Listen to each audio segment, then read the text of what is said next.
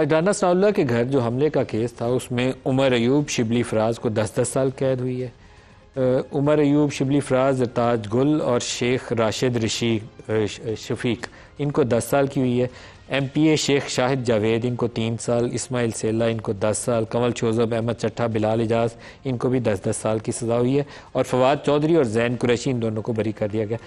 سر یہ آپ کی پارٹی میں سے کوئی بندے باقی ہیں جن کو 10 سال کی سزا نہ ہوئی؟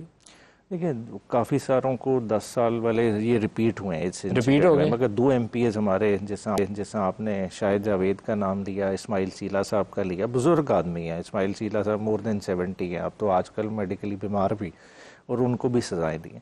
دیکھیں سزائیں دینے سے حاصل کیا ہوگا؟ دیکھیں آپ نے مشورے والے ایلیمنٹ کو اتنا مس یوز کر رہے ہیں۔ اب دیکھیں زرتاج گل جج صاحب نے سزا کیسے دی ہے؟ مشورے کی بنیاد پہ کہ ان کے مشورے سے یہ حملہ ہوا ہے۔ اب دیکھیں اب ایون ایک زرتاج کی اگزامپل ہے ڈی جی خان کی، اس نے ان کا گھر بھی کبھی نہیں دیکھا ہوگا، اور کہہ رہے ہیں کہ جو اس کے مشورے سے گھر کی توڑ پھوڑ کی گئی یا آگ لگائی گئی ہے۔ دیکھیں پہلے تو یہ ہے، دیکھیں کوئی بھی سیاستدان دوسرے سیاستدان کے گھر پہ نہیں ہاتھ ڈالتا، اتنی وزاداری ہوتی ہے، نہ کبھی کوئی آپ سوچیں گے کہ سیاستدان کہے گا کہ جی فلاں سیاستدان کے گھر توڑ پھوڑ کریں۔ دیکھیں نعرہ بازی لوکل رائیولریز میں حملہ کرتے بھی ہیں، لیکن ان کی باہمی دشمنیاں یا چکلش ہوتی ہے تو کرتے ہیں۔ آپ نے کدھر سے اٹھا کے آپ نے کے پی کے والے سیاستدانوں کو اس میں ملوث کر دیا، آپ نے ڈی جی خان کے۔ دیکھیں یہ مشورے والا پارٹ ہماری ہسٹری ہے، مس یوز ہوتا ہے۔ آپ نے اسی کی بنیاد پہ ذوالفقار علی بھٹو کو تختہ دار پہ چڑھایا۔ یہی حکومت جو بیٹھی آج ہمارے خلاف استعمال کر رہی ہے، انہوں نے خود نہیں دیکھا جب مشرف کی ہائی جیکنگ کیس، طیارہ ہائی جیکنگ کا مسئلہ بنا، یہ نواز شریف صاحب مشورے میں ہی سزا ہوئے تھے نا، اسی سے سبق سیکھ لیتے کہ یہ ہمارے خلاف استعمال، آج پھر یہی اسی ایلیمنٹ کو دوبارہ دہرایا جا رہا ہے۔ اگر اس طرح کی تاریخ رقم کریں گے، دیکھیں سزائیں تو یہ ختم ہونی ہیں، مگر یہ جو رنجشیں آج دلوں میں بو رہے ہیں، کیا یہ ختم ہو سکیں گی؟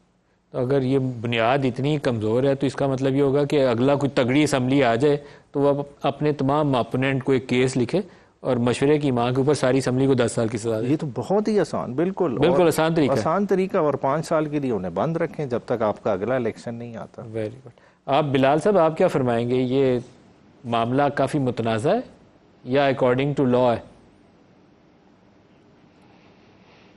دیکھیے ندیم صاحب، میں تو ایک ہی بات کہتا ہوں جی، انڈیویجول کیسز تو بے تحاشا ہیں، تو ایک ایک کیس کے تفصیلات میں جانا یہ تو فرینکلی وہ فیکٹس دیکھ کے اور ہم تبھی بات کر سکیں گے، مگر بنیادی بات یہ ہے چونکہ یہ آبفسکیٹ کرنے کی کوشش کی جاتی ہے، اس بات کو کنفیوز کرنے کی کوشش کی جاتی ہے کہ ایز اف ناؤ میں ایک ہوکس ہے اور یہ کوئی سیاسی کوئی بدلہ لیا جا رہا ہے۔ ناؤ میں ہوا، ناؤ میں ایک حقیقت ہے، عمران خان صاحب گرفتار ہوئے، عمران خان صاحب کی گرفتاری کے بعد پی ٹی آئی کے یہی سرکردہ سیاسی لوگ سڑکوں پر نکلے، شہر شہر، لاہور، سیالکوٹ، چکدرہ، میاں والی، پشاور، کہ آپ یو نیم اٹ، اور ان سب شہروں میں انہی کے کارکنان تھے، انہی کے جھنڈے تھے، انہی کے سیاسی فیسز تھے، اور یہ ہر شہر میں فوجی املاک پر حملہ ہوا بنیادی طور پر۔